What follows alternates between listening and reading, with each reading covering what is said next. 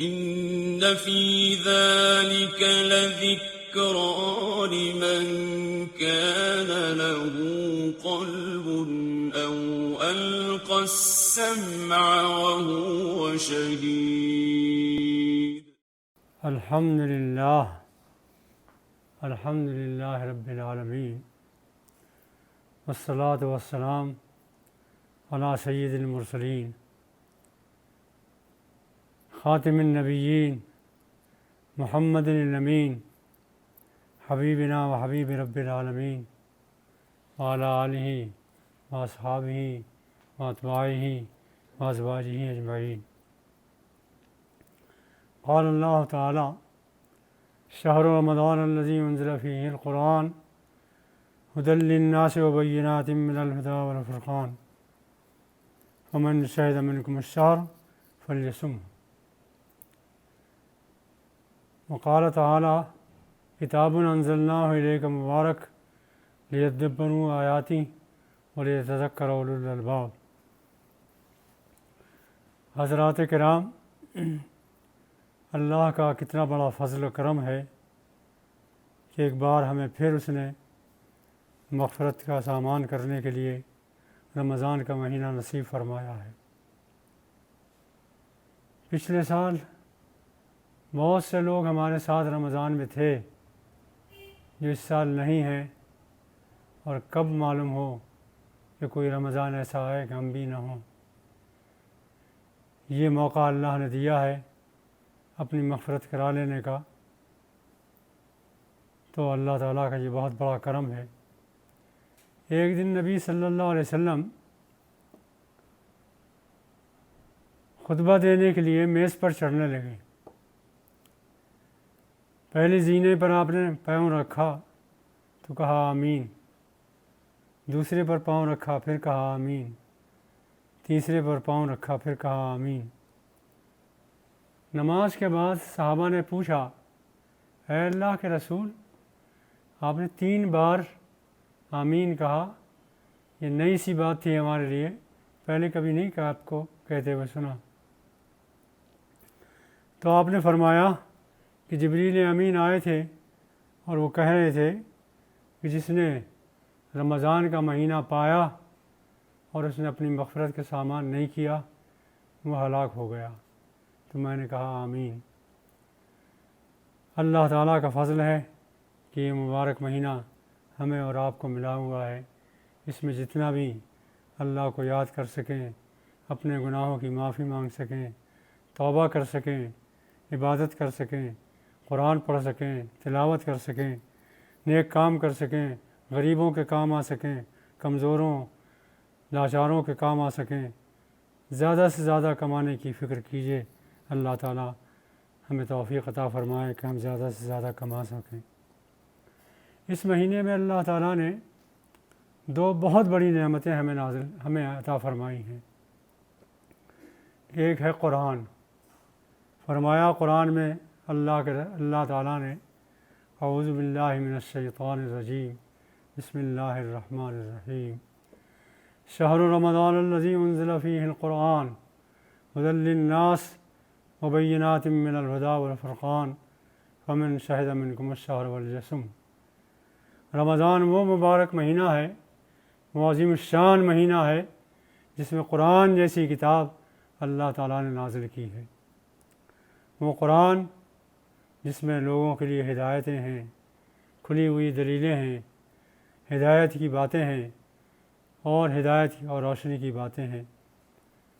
بس جو کوئی یہ مہینہ پائے اس کے لیے لازم ہے کہ قرآن کا شکریہ ادا کرنے کے لیے روزہ رکھے. تو یہ ایک بہت بڑی نعمت ہے جو اللہ تعالیٰ نے ہمیں عطا کی ہے.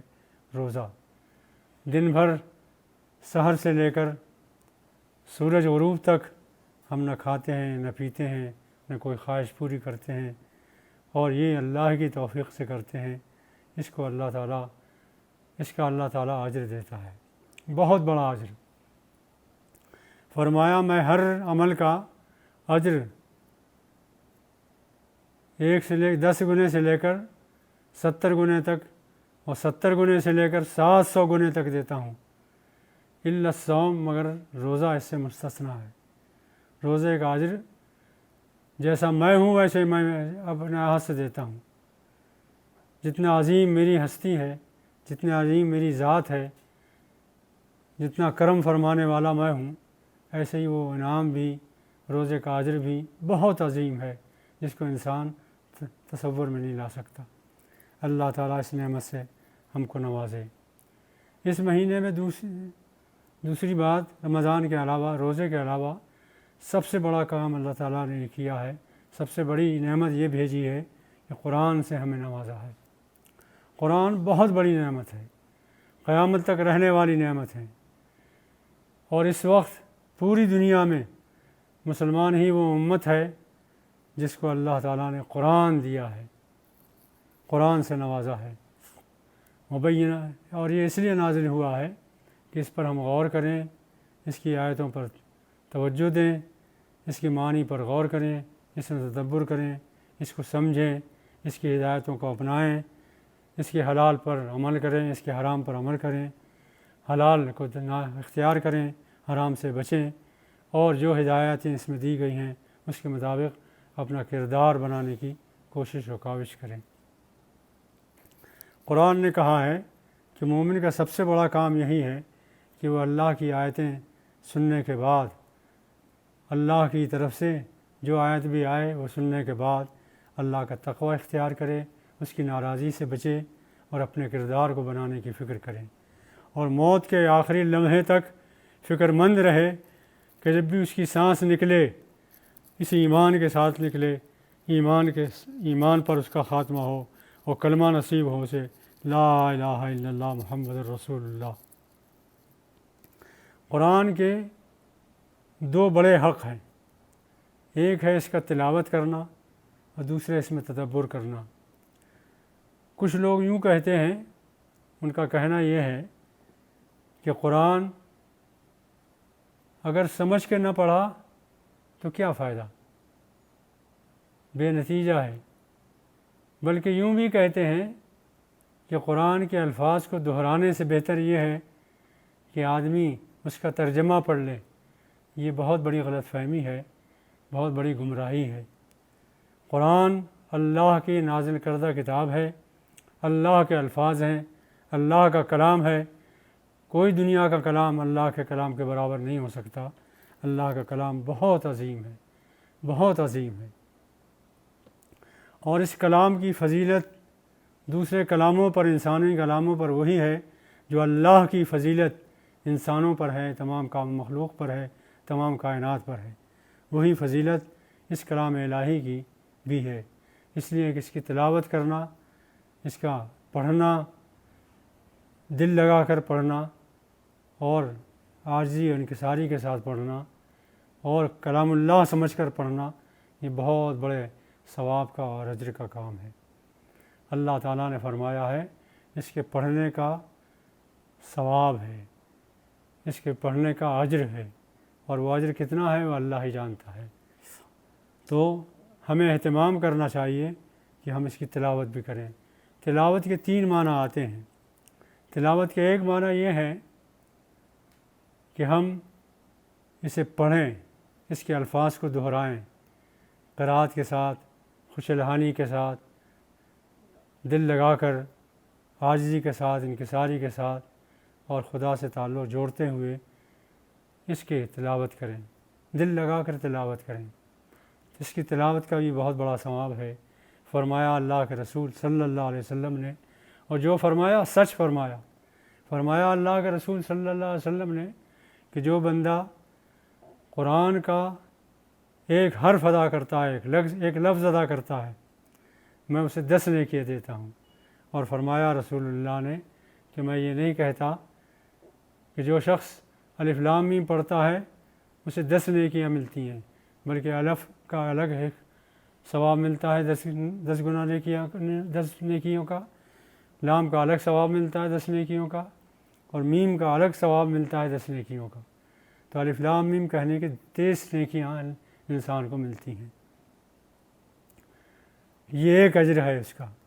دوسری بات یہ ہے کہ اس کلام اللہ کو پڑھتے ہوئے ہم یہ نہیں دھیان میں رکھیں کہ اس پر عمل بھی کرنا ہے، یہ عمل کرنے کی کتاب ہے۔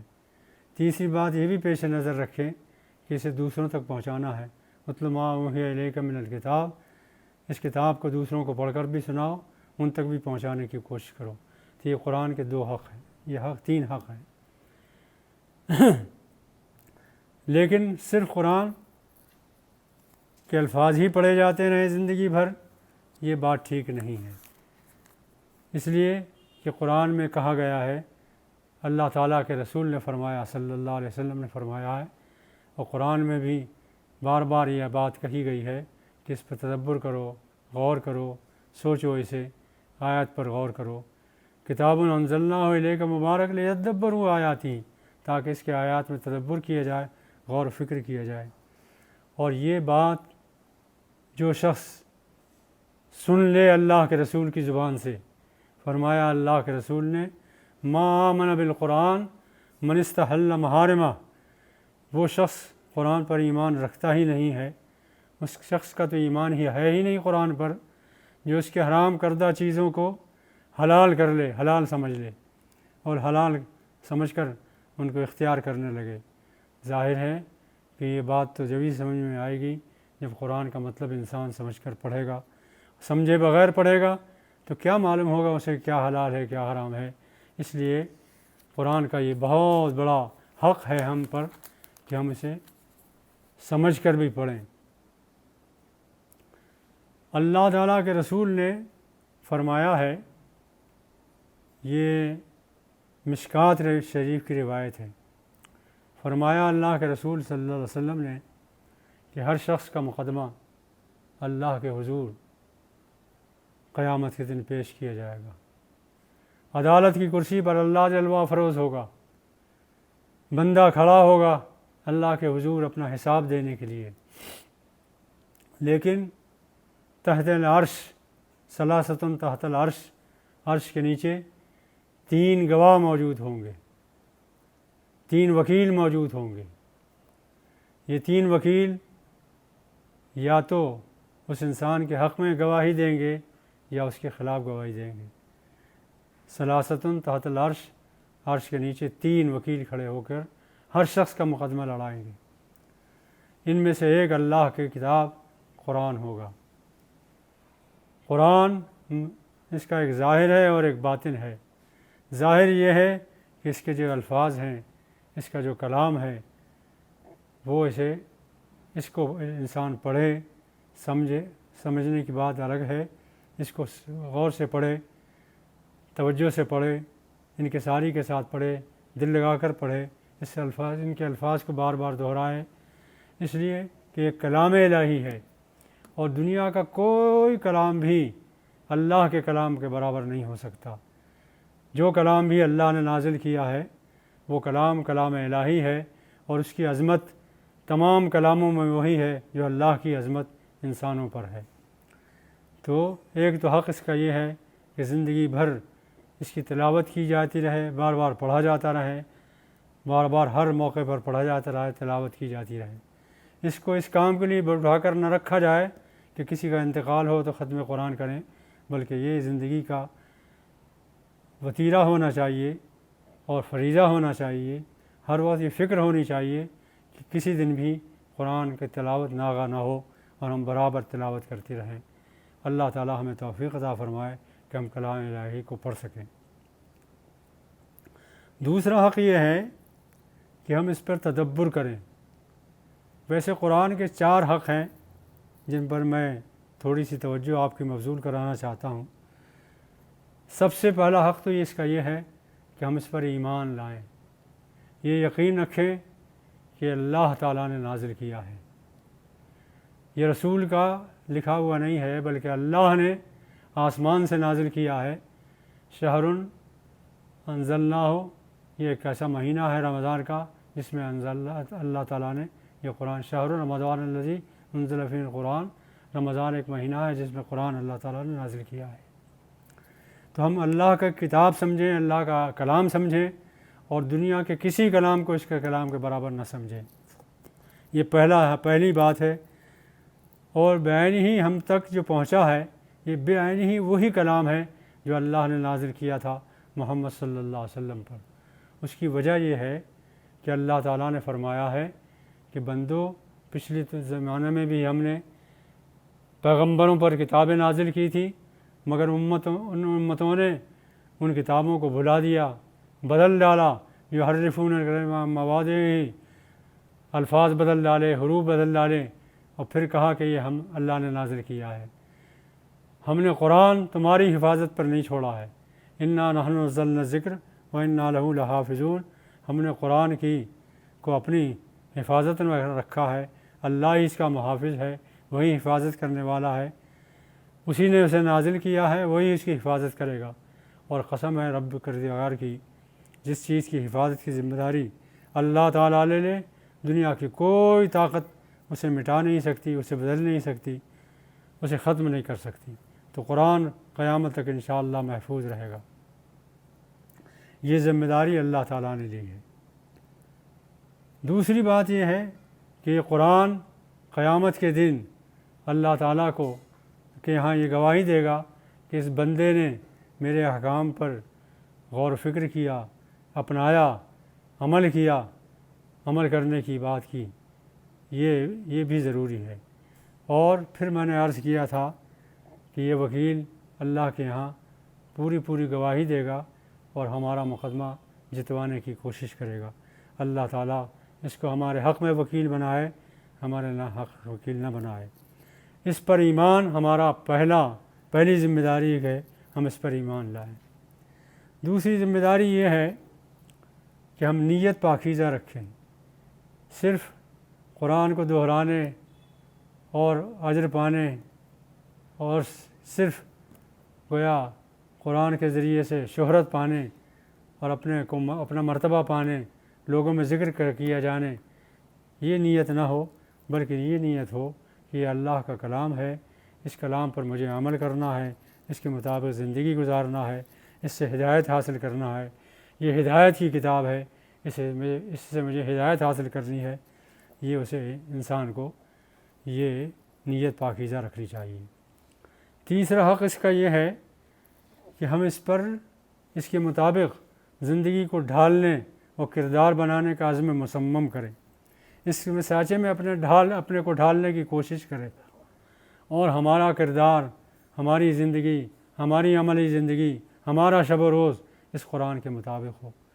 دیکھیے اللہ کا یہ بہت بڑا کارنامہ ہے، بہت بڑا کرم ہے اللہ تعالیٰ کا، فضل ہے اللہ تعالیٰ کا، فیضان ہے اللہ تعالیٰ کا کہ اس نے ہمیں اس قرآن کا وارث بنایا۔